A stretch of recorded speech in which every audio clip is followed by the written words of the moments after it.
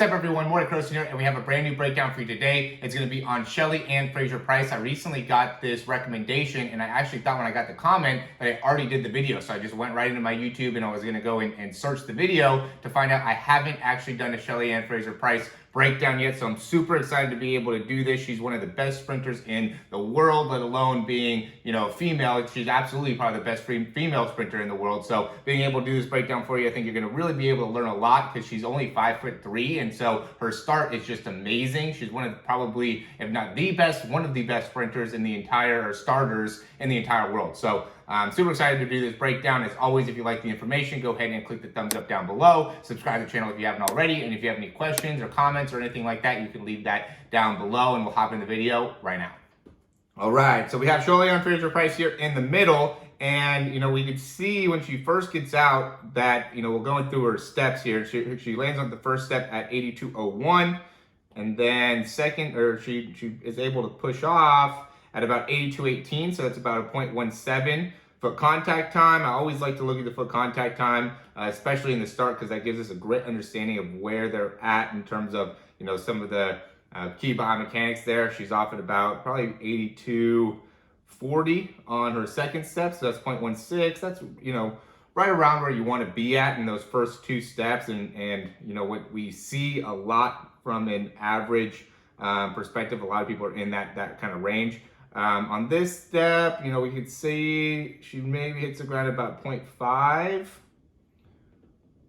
and then is off the ground at, 0.6, 0.61. And so that's what's amazing. It takes her 3 steps to get to 0.1 in her foot contact time, or 0.11 in her foot contact time. I mean, I've never even seen, I don't think, anybody that's gotten that fast of a start that quickly. And I think part of that has to do with the fact that she's 5'3". So, when you look at somebody like a Usain Bolt in this position, he would be, maybe at about 5'11", 5'10" in terms of his height and, where his body mechanics are at, where she's maybe at like 5'4'11", right? And so she gets a lot more of her weight and distribution going a lot sooner. She's able to stand up a lot more. She's able to get to her normal, body positioning a lot sooner than a typical, again, like a Usain Bolt or, even somebody like a Johan Blake or anybody that's like that. So,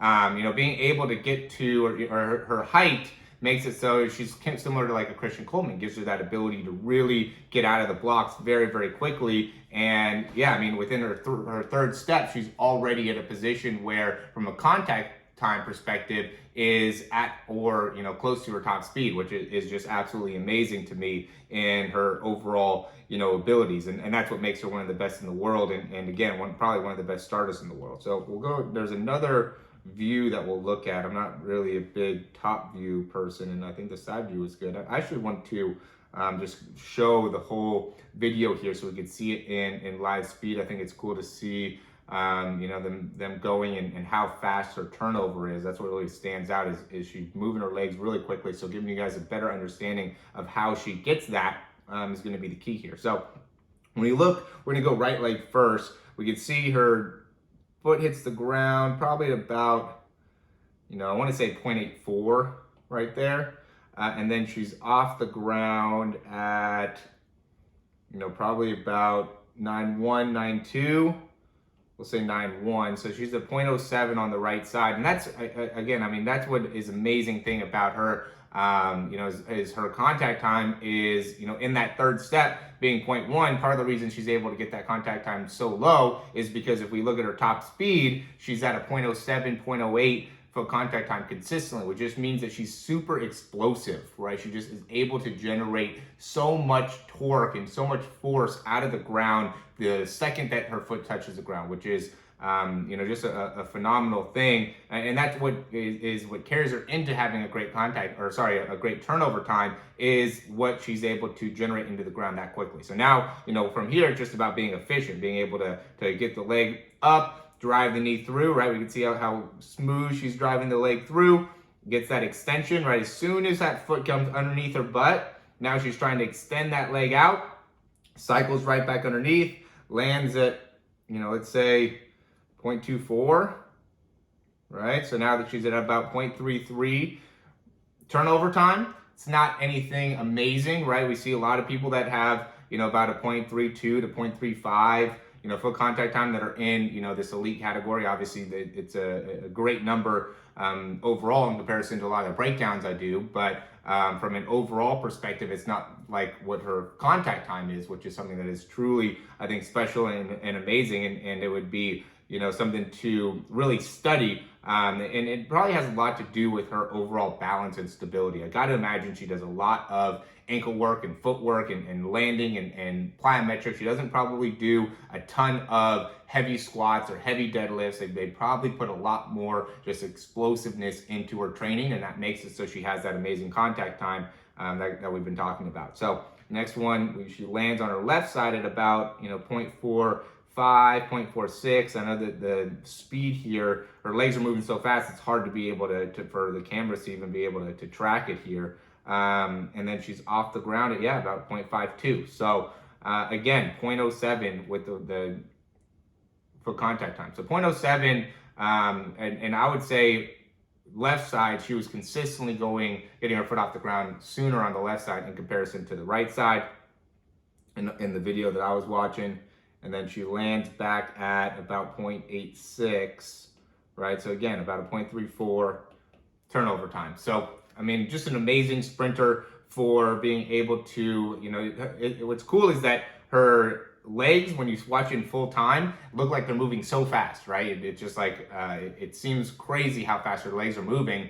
And it's not even an amazing, when you actually go into the numbers, her actual transition time or turnover speed is not that great, or not something that is, again, extraordinary. It's really her foot contact time. So it makes her feet look like they're moving that fast, is how little amount of time her feet has to spend on the ground. So I think that's an important thing to recognize if you're watching yourself run and you just are spending too much time on the ground. Because males, I would say it's more typical to see about a 0.1 foot contact time, but I see a lot of guys that are in 0.12, and just by being able to shed that 100th of a second or 200ths of a second to make it so you're consistently under 0.1 or below, Usain Bolt is somebody that's in 0.08, but being able to get consistently into that 0.1 area has a huge impact on your ability to lower down your numbers. Because if you think about it, if you go into the 100ths of a second, you shed 200ths of a second on each one of your steps, and you're running, let's say, top speed for 60 meters, you could end up shedding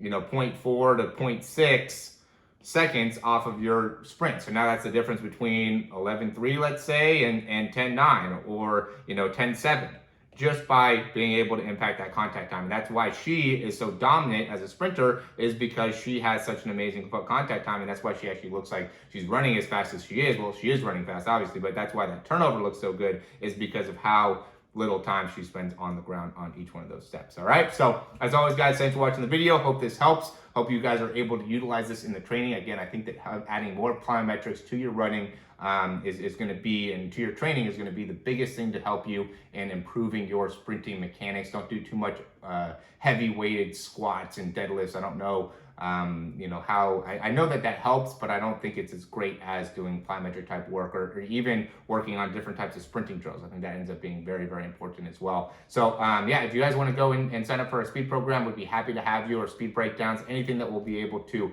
help you as a sprinter, we want to be able to offer for you. So we have all that in the link in the description down below. As always, thanks for watching, and we'll talk to you soon.